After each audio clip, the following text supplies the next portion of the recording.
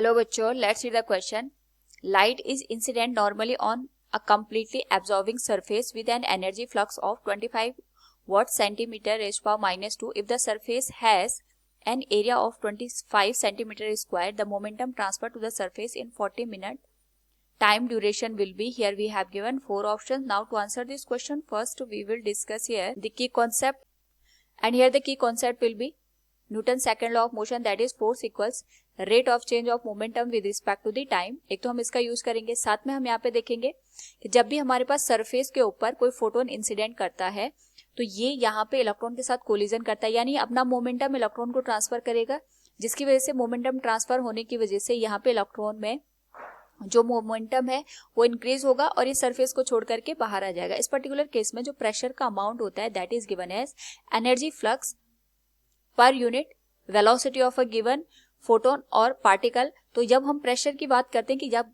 Photon यहाँ पे surface के साथ स्ट्राइक करेगा, उस पर्टिकुलर केस में हमारे पास जो अमाउंट होता है प्रेशर का, it is mathematically given as energy flux divided by speed of particle और स्पीड ऑफ, अगर हम फोटोन की बात कर रहे हैं तो स्पीड ऑफ लाइट से हम इसको इंडिकेट कर सकते हैं.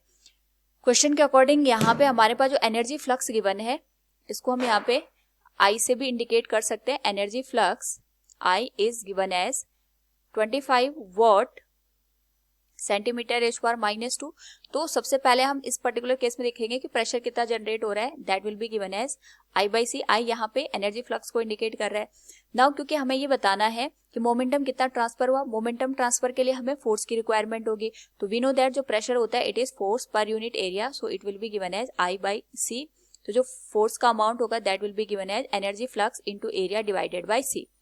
इस पर्टिकुलर केस में एनर्जी फ्लक्स का अमाउंट है 25 watt centimetre raise power minus 2. तो हम इसको मीटर में कन्वर्ट करेंगे तो 10 रेज़ पावर माइनस 4 हो जाएगा, तो यानी 10 रेज़ पावर माइनस 2 है.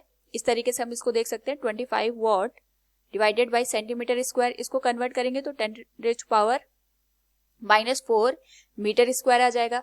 तो जब हम इसको न्यूमरेटर में शिफ्ट करेंगे तो ये आ जाएगा 25 into 10 raise power 4 watt metre square.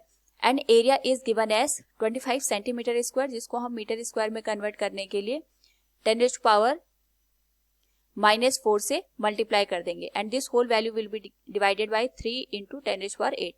Now यहाँ पे we can calculate the change in momentum. तो चेंज इन मोमेंटम को कैलकुलेट करने के लिए we know that it is given as force into change in time. जो फोर्स का amount है it will be given as 25 into 10 raise power 4 into 25 into 10 raise power minus 4, और जो time है 40 मिनट है. सेकंड में कन्वर्ट करने के लिए 60 से इंटू कर देंगे. And this whole value will be divided by 3 into 10 raise power 8. So यहाँ से change in momentum will be 10 raise power 4, ये यहाँ पे कैंसिल आउट हो जाएगा. And this will become 625. Solve करने पे दिस विल बिकम 6 इंटू 4 24, 3 8 जा 24 हम इसको लिख सकते हैं. Now this value will be written as 800 divided by 10 raise power 8. Solve करने पे हमारे पास जो वैल्यू बनेगी that will become 5 into 10 raise power minus 3 newton second. This will be the final answer. So from the given question we can say here the momentum transfer to the surface in 40 minute time duration will be 5 into 10 raised by minus 3 Newton second. Option A will be the right answer. Hope all you understood it. Thank you and best of luck.